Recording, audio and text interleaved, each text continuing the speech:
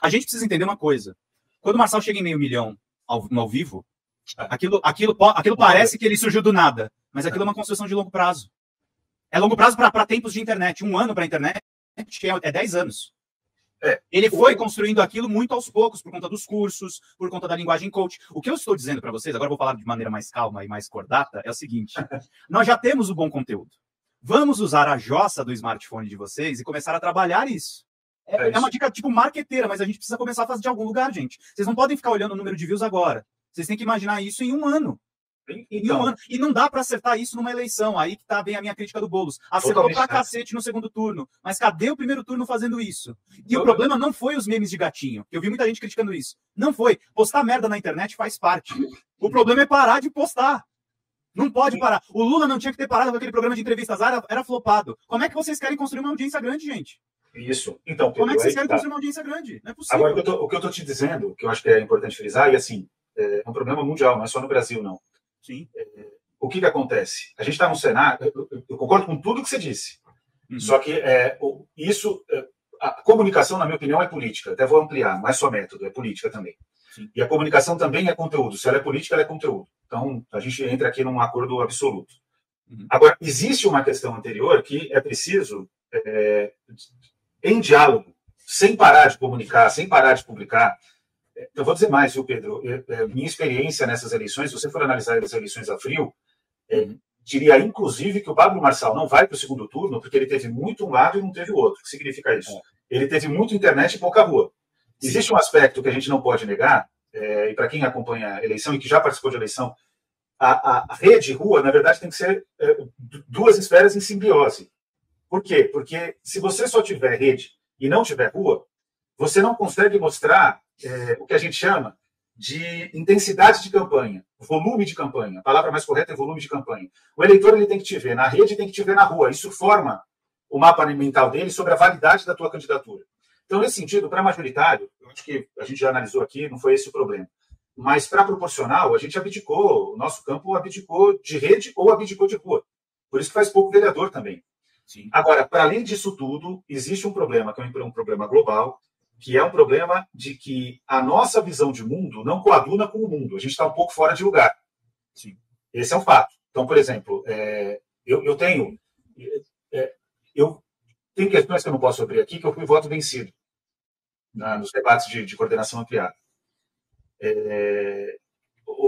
Por lealdade, os temas não se trata nem de ser de voto vencido, né? Se trata a condução de campanha, ela apontou para um outro lado e a gente tem que embarcar. Não dá para você ficar resistindo. Você não pode ser um problema, você não pode ser um grilo falante. O grilo falante, ele parece ser um grande personagem do Pinóquio, mas na vida real, os grilos falantes, eles travam a ação. E a gente não pode travar ação durante uma campanha.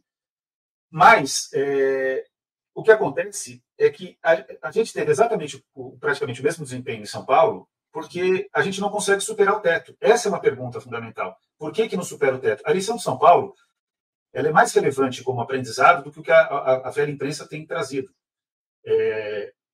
Eu não acho que dá para explicar tudo por um problema só. Eu acho que tem uma questão que é uma questão de conteúdo.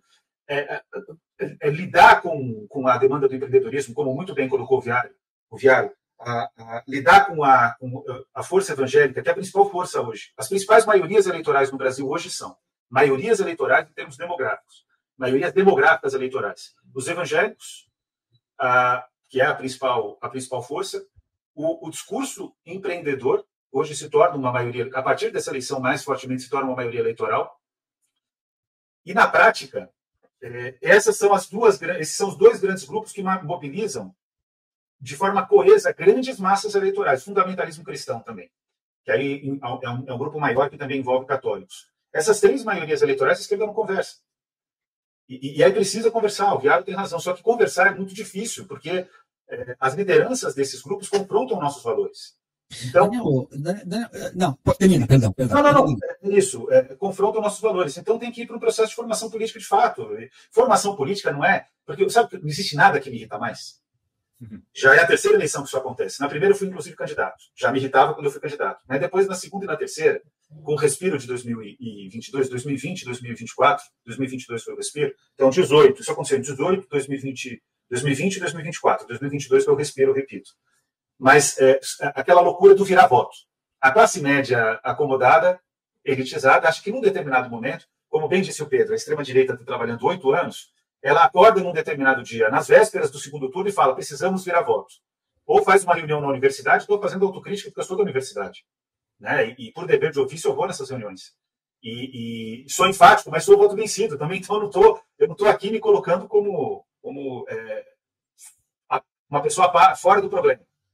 Mas aí a gente vai lá e fala, Viário, é ridículo isso, vamos virar voto da periferia. É uma visão hierarquizada, vertical, de que a intelectualidade da USP, no caso aqui de São Paulo, vai, ou das universidades do entorno aqui, né, mesmo as confessionais, PUC, eventualmente Mackenzie, comunitária como a FGV, enfim, filantrópica, melhor dizendo, como a FGV, vai até a periferia para ensinar para a periferia ou nos pontos de grande circulação o problema do voto. Aí sai uma contabilidade ridícula. Virei 3 votos, virei 4, virou porcaria nenhuma. Mesmo se tivesse virado, era desse tamanhozinho. Sim. Enquanto isso, a extrema-direita está trabalhando no enquadramento do debate público há 8 anos. E aí você, por exemplo, falando do meu caso, não é sobre o meu caso, não, é só para dar um exemplo. Você recebe um ataque da extrema-direita e todo mundo, olha só como o grau de enquadramento é feito pela extrema-direita. Aí as pessoas começam a te considerar uma pessoa incômoda para a campanha, porque é difícil carregar. Isso aconteceu em São Paulo, não na campanha do Boulos, né, porque a campanha do Boulos eu estava na coordenação, mas acontece, por exemplo, em outros lugares, como Cuiabá, em que o Lúdio falou, não, eu quero. Eu estive lá com o Lúdio e tudo mais. Mas setores da campanha do Lúdio depois me relataram, algumas pessoas que ficaram preocupadas. Então, é disso que eu falo. Existe um problema maior, que é um problema da política mesmo, né, do que você traz como projeto. E nesse sentido a gente tem muito a construir, porque as nossas referências elas se perdem desde a partir de 2000 a partir das jornadas de junho. A gente não soube lidar com as jornadas de junho e desde então a gente vai perdendo o nosso lugar no mundo. Isso a gente precisa recuperar.